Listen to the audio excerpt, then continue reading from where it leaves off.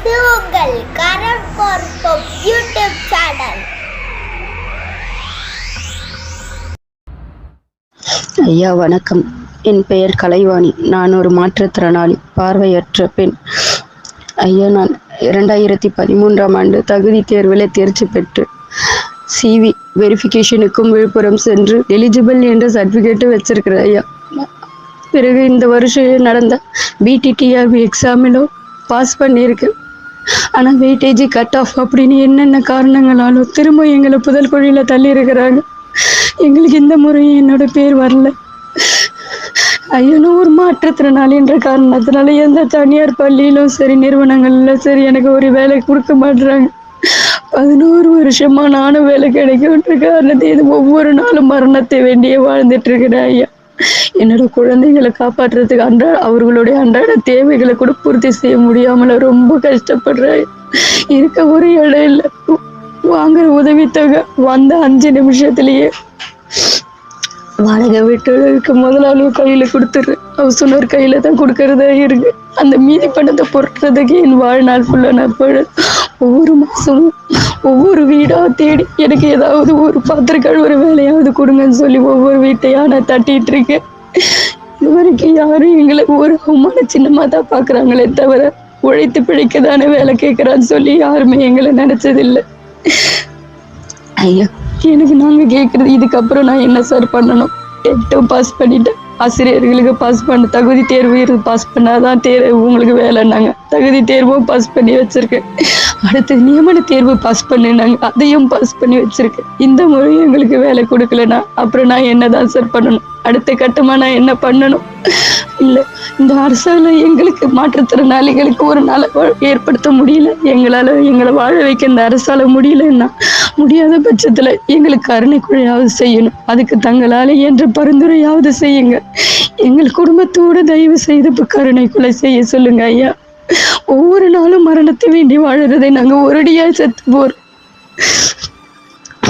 படிச்சா பெற்றவங்களையும் குழந்தைங்களையும் காப்பாத்திடலான்னு நினைச்சேன். ஆனா படிச்ச படிப்பால எந்த பயனுமே இல்லை.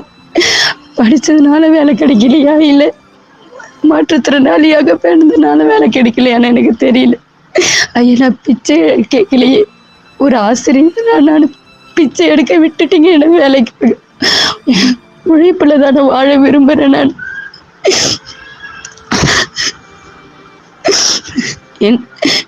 எனக்கு தந்தையும் ஒரு மாற்றுத்திறனாளி, பார்வையற்றவர். தாயும் வாத நோயால் பாதிக்கப்பட்டவங்க. எனக்கு 2 பிள்ளைகள் இருக்கிறாங்க. இந்த 2 பிள்ளைங்களோட அன்றாட தேவைகளை கூட என்னால பூர்த்தி செய்ய முடியல ஐயா. நான் எத்தனையோ மனு இது வரைக்கும் போட்ட எல்லா மனுக்களுமே நிலுவையில் தான் உள்ளது. பெண்டிங் வர்றதே தவிர அடுத்த கட்ட நடவடிக்கை எதுக்குமே எடுக்கல.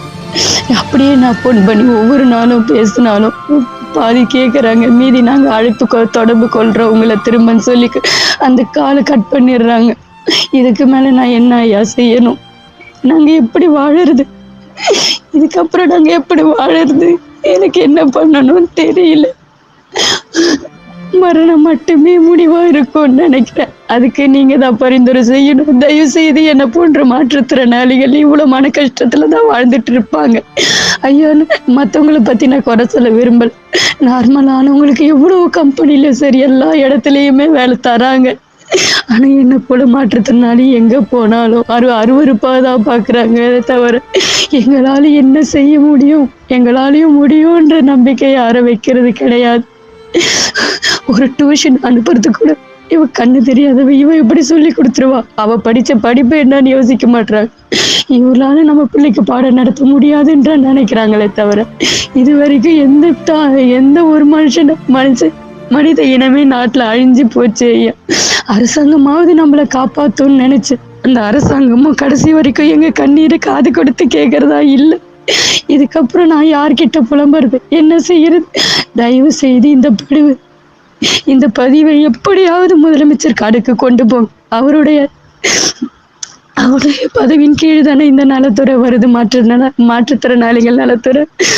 எப்படியாவது இதுக்கு தீர்வு காண சொல்லுங்க. முடியலையா? முடியாத பட்சத்துல முடியாது, உங்களுக்கு தீர்வு காணவே முடியாது, உங்க வாழ்க்கைக்கு எங்களால் ஒளி தர முடியாது, நாங்கள் பொறுப்பு கிடையாதுன்றாங்களா? தயவு செய்து எங்களை கருணை கொலை செய்ய சொல்லுங்க ஐயா. கருணை கொலை செய்ய சொல்லுங்க. அதுக்கு நீங்க பரிந்துரை பண்ணணும். அத்தனை பேரும் எனக்கு ஆதரவு கொடுக்கணும். நீங்க எனக்கு என்ன பண்ணணும்னு சொல்லுங்க. எனக்கு அடுத்த கட்டமா நான் என்ன பண்ணணும்னு நீங்க தயவு செய்து சொல்லுங்க. இது ஒரு பார்வை மாற்றுத்திறனாளியின் அழுகுரல். இந்த குரலை கேட்டு எத்தனை தனியார் நிறுவனங்கள் வேலை கொடுக்கலாம் தெரியுமா? இது போன்று உழைத்து சாப்பிட வேண்டும் என்று நினைக்கக்கூடிய மாற்றுத்திறனாளிகளுக்கு தயவு செய்து உங்கள் கரங்களை நீட்டி ஆதரவு தாருங்கள். ஏதாவது ஒரு வேலை தந்து அவர் வாழ்க்கையை முன்னேற்ற உதவுங்கள் என்று கரம் கோர்ப்போம் யூடியூப் சேனல் பணிவோடு கேட்டுக்கொள்கிறது. லைக் பண்ணுங்க, ஷேர் பண்ணுங்க, கமெண்ட் பண்ணுங்க, சப்ஸ்கிரைப் பண்ணுங்க, சப்போர்ட் பண்ணுங்க.